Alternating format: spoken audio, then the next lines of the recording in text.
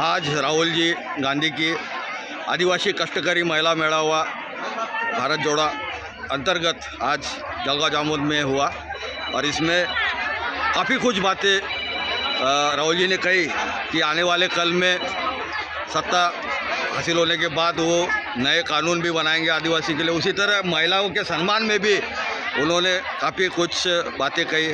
तो ये एक तकरीर सुन के आपको क्या लगा और आप क्या कहोगे?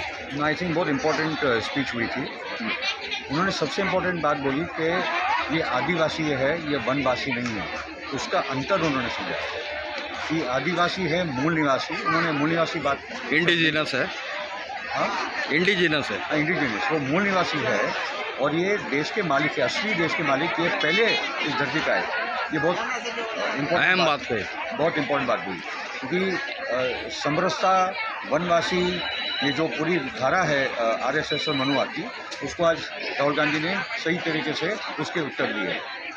दूसरी बात, महिला का सम्मान में उन्होंने जो बात की कि जो बलात्कार या जो भी सेक्सुअल हैरेसमेंट होती है औरतों के साथ, उसमें औरतों का कोई दोष नहीं है। वो होता है तो करने वाला का दोष होता है।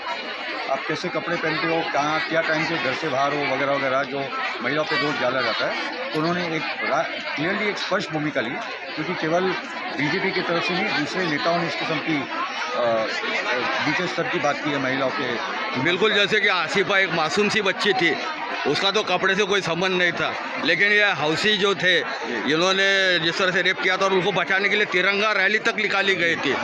तो ये आसिफा की तो बात है, मगर जो और भी महिलाओं के साथ जो बलात्कार होता है, क्यों लेट आप घूम रही थी, आपने क्यों स्कर्ट पहना था, या कोई कौन से कपड़े, जैसे पुरुष, तो ये सवाल है पुरुषों को समझाने की बात और उनको ये किस्म की संस्कृति देने की बात। तीसरी बात उन्होंने ये बात की कि जो कानून कांग्रेस के दौरान आए, जिससे आदिवासियों को ताकत मिली, उनके फॉरेस्ट राइट्स को लेकर, उनकी ज़मीन का अधिकार लेकर, आज वो कमज़ोर हो रहे हैं। उन्होंने कहा कि हम जब सत्ता में आएंगे, ये बात अच्छी है कि राहुल गांधी बोले हम जब सत्ता में आएंगे की बात शुरू हो चुकी है। वो कॉन्फिडेंस ये पदयात्रा से कांग्रेस और सभी को आ रहा है कि 2024 में सत्ता परिवर्तन हो सकता है और सेक्युलर और लोकतांत्रिक ताकतें फिर भी सत्ता में और लोगों के पक्ष में करने वाले, सिर्फ दो अडानी अंबानी के पक्ष में नहीं, देश की जनता के पक्ष में फैसले करने वाली फिर से एक सरकार बन सकती है। उसके साथ मैं मानता हूँ कि आज राहुल गांधी ने बहुत सरल भाषा में आदिवासियों के मुद्दों को उन्होंने बात की। जो एक परिवर्तन आ रहा है राहुल गांधी के कि कम शब्दों में कम वक्त में ये बहुत ही क्लियर मैसेज वो दे रहे हैं। उनका कम्युनिकेशन स्किल बहुत अच्छा आगे, बिल्कुल तगड़ा कम्युनिकेशन स्किल इस तरह से देखा गया कि पहला उन्होंने जो उदाहरण दिया उनकी दादी का, कि उन्होंने जो किताब एक दी थी, तो वो सीधे तौर पे पूरे महिलाओं से जुड़ गए। वो एक उदाहरण से या नहीं है, हाँ, तो लिखित स्क्रिप्ट नहीं दिया गया है। वो अपनी मन की बात, दिल की बात, क्या बात है, इंटेलेक्चुअल बात वो कर रहे हैं और जनता की बात सुन रहे हैं। पूरे यात्रा में हम जैसे जो लोग हैं, जो जन संवाद हो रहा है, आम लोग राहुल जी के साथ आके मिल रहे हैं, आंदोलन के लोग आके मिल रहे हैं, और सिर्फ हमारी मुद्दों को साथ देकर नहीं, मगर एक रणनीति बनाने के लिए कि किस प्रकार से ये मनुवादी फैसिस्ट रेजीम को, मैं तो इसको सरकार भी नहीं मानता, क्योंकि ये चोरी और ईवीएम के माध्यम से आती है।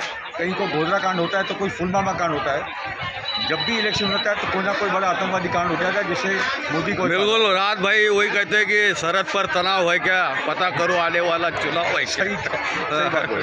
तो इस बार मैं इस पर और भी बात जोड़ दूँ कि अगर हम लोगों ने ईवीएम और वीवीपैट पे एक गंभीर आंदोलन नहीं लड़ा जिसमें से उस पर रिफॉर्म हो, और अगर हम लोगों ने पुलवामा बालाकोट को एक्सपोज नहीं किया, क्योंकि हर इलेक्शन के पहले बड़ा एक आतंकवादी हमला होता है, अगले चुनाव के पहले भी आईसिस का इस्तेमाल करके, अल-कायदा का इस्तेमाल करके कोई कांड करवा देंगे। ये मोसाद, CIA, पाकिस्तान के ISI, यहाँ की रॉ आपस में बैठकर ये सब हो जाता है।